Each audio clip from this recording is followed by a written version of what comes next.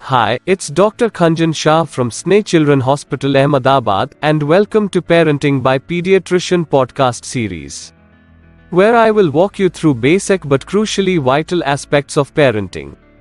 Do spare few minutes daily to uplift your parenting skills. I hope you find value in today's episode. Temper tantrums. Temper tantrums can be frustrating for any parent. But instead of looking at them as disasters, treat tantrums as opportunities for education. Why do kids have tantrums? Temper tantrums range from whining and crying to screaming, kicking, hitting, and breath holding. They're equally common in boys and girls and usually happen between the ages of 1 to 3. Some kids may have tantrums often, and others have them rarely. Tantrums are a normal part of child development. They're how young children show that they're upset or frustrated. Tantrums may happen when kids are tired, hungry, or uncomfortable. They can have a meltdown because they can't get something, like a toy or a parent, to do what they want. Learning to deal with frustration is a skill that children gain over time. Tantrums are common during the second year of life, when language skills are starting to develop. Because toddlers can't yet say what they want, feel, or need, a frustrating experience may cause a tantrum. As language skills improve, tantrums tend to decrease.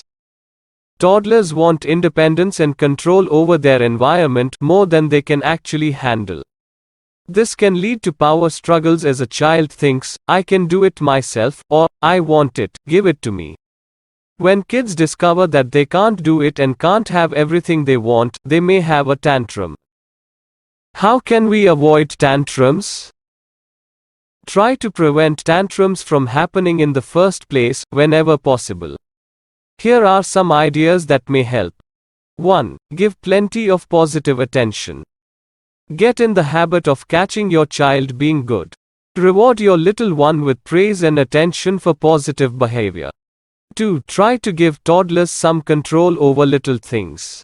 Offer minor choices such as, do you want orange juice or apple juice? Or, do you want to brush your teeth before or after taking a bath? This way, you aren't asking, do you want to brush your teeth now? Which inevitably will be answered, no. 3. Keep off-limits objects out of sight and out of reach.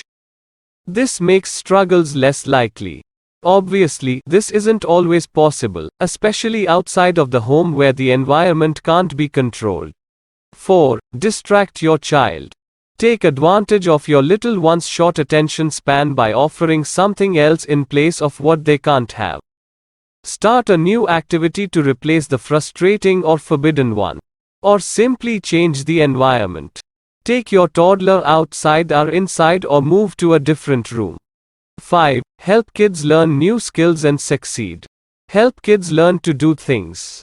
Praise them to help them feel proud of what they can do. Also, start with something simple before moving on to more challenging tasks. 6. Consider the request carefully when your child wants something. Is it outrageous? Maybe it isn't. Choose your battles.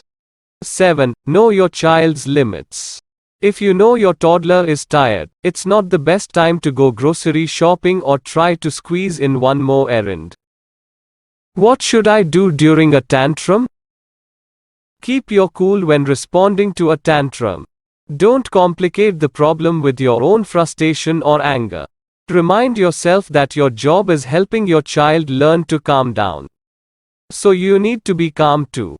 Tantrums should be handled differently depending on why your child is upset. Sometimes, you may need to provide comfort. If your child is tired or hungry, it's time for a nap or a snack. Other times, it's best to ignore an outburst or distract your child with a new activity.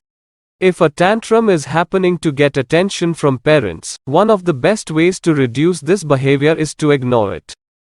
If a tantrum happens after your child is refused something, stay calm and don't give a lot of explanations for why your child can't have what he wants. Move on to another activity with your child. If a tantrum happens after your child is told to do something she does not want to do, it's best to ignore the tantrum. But be sure that you follow through on having your child complete the task after she is calm. Kids who are in danger of hurting themselves or others during a tantrum should be taken to a quiet, safe place to calm down. This also applies to tantrums in public places.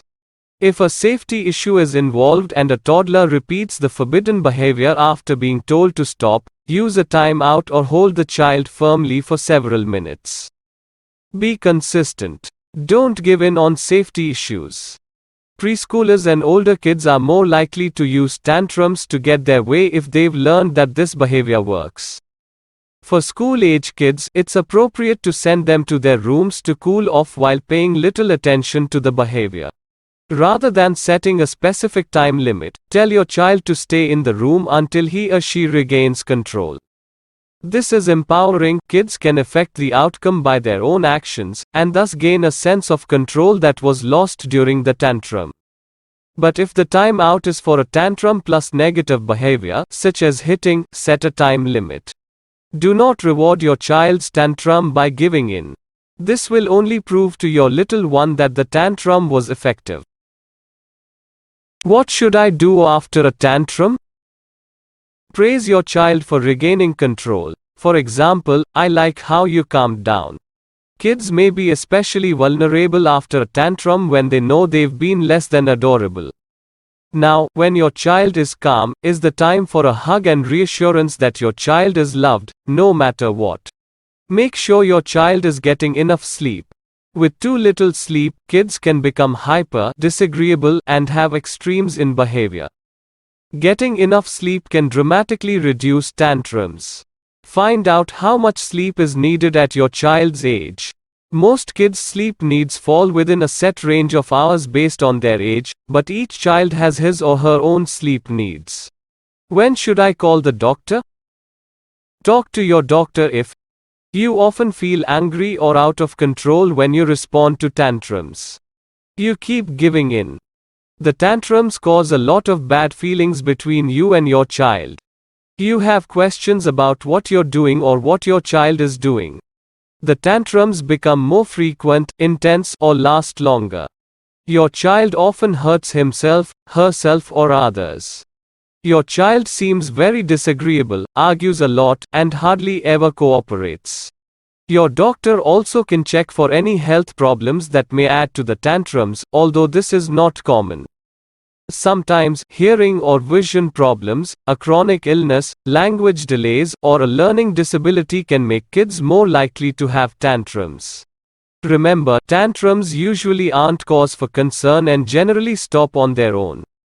As kids mature, they gain self-control. They learn to cooperate, communicate, and cope with frustration.